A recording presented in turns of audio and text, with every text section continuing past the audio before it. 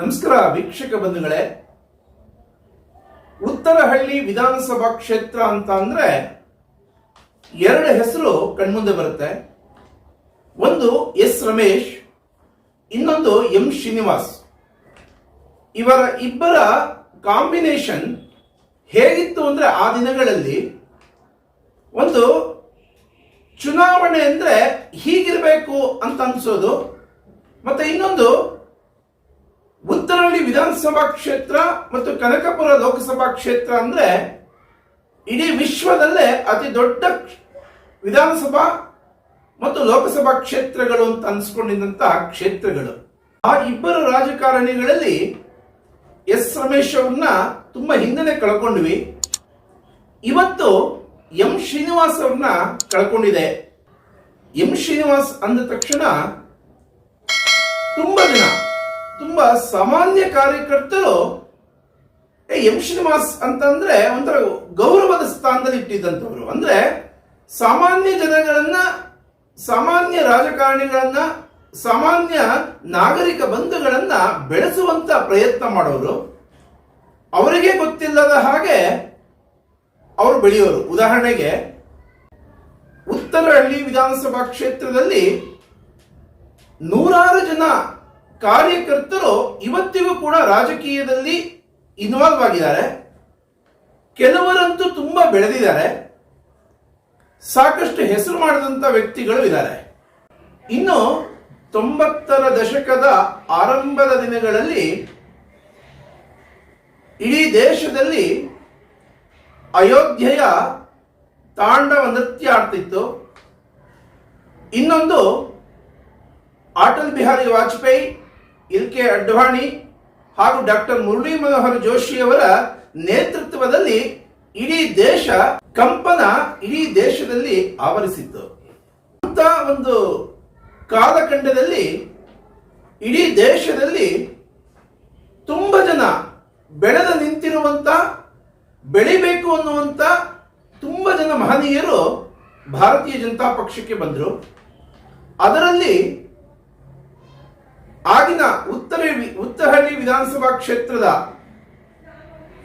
ಬೆಳೆದು ನಿಂತಿದ್ದಂತ ಎಂ ಶ್ರೀನಿವಾಸ್ ಅವರು ಭಾರತೀಯ ಜನತಾ ಪಕ್ಷಕ್ಕೆ ಬರಬೇಕು ಅಂತ ಯೋಚನೆ ಮಾಡಿದ್ರು. ಆ ಒಂದು ಕಾಲಘಟ್ಟದಲ್ಲಿ ಇವತ್ತು 3-4 ಹೆಸರುಗಳನ್ನು ನಾವು ನೆನಪು ಮಾಡಿಕೊಳ್ಳಲೇಬೇಕು. ಮೊದಲನೇದು ಚಂದ್ರಮೋಹನ್ ರೆಡ್ಡಿ. ಚಂದ್ರಮೋಹನ್ ರೆಡ್ಡಿ ಆಗಿನ ಉತ್ತರಹಳ್ಳಿ ವಿಧಾನಸಭಾ ಕ್ಷೇತ್ರದಲ್ಲಿ ಭಾರತೀಯ ಜನತಾ ಪಕ್ಷವನ್ನು ಕಟ್ಟೋದಿಕ್ಕೆ ಮುಂಚೂಣಿಯಲ್ಲಿ ನಿಂತಿದ್ದಂತ ವ್ಯಕ್ತಿ. ಇನ್ನೊಂದು ವೆಂಕಟೇಶ್ ರೆಡ್ಡಿ, ಈಗೇನು ಧನಪಾಲ್ ರೆಡ್ಡಿ ಇದ್ದಾರೆ ಅವರ ತಂದೆ. ಇನ್ನೊಂದು ರತ್ನಾದೇವಿ ಇವರು. ಇನ್ನೊಂದು ಉತ್ತರಹಳ್ಳಿಯಲ್ಲಿರುವಂತಹ ನಾಗರಾಜ್. ಈ 4-5 ವ್ಯಕ್ತಿಗಳು ಭಾರತೀಯ ಜನತಾ ಪಕ್ಷವನ್ನ ಕಟ್ಟೋದಿಕ್ಕೋಸ್ಕರ ಕಟಿಬದ್ಧರಾಗಿ ಅತಿ ಹೆಚ್ಚು ಸಮಯವನ್ನು ಕೊಟ್ಟು ಲೀನವಾಗಿದ್ರು ಪಕ್ಷದಲ್ಲಿ.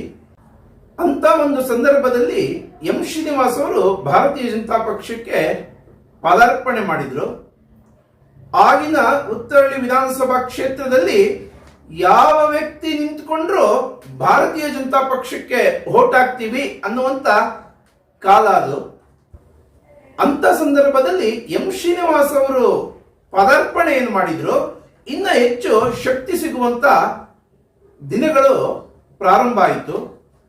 ಉತ್ತರಹಳ್ಳಿ ವಿಧಾನಸಭಾ ಕ್ಷೇತ್ರದಲ್ಲಿ ಎಂ ಶ್ರೀನಿವಾಸ್ ಅವರನ್ನು ನಿಲ್ಲಿಸಿದ್ರು.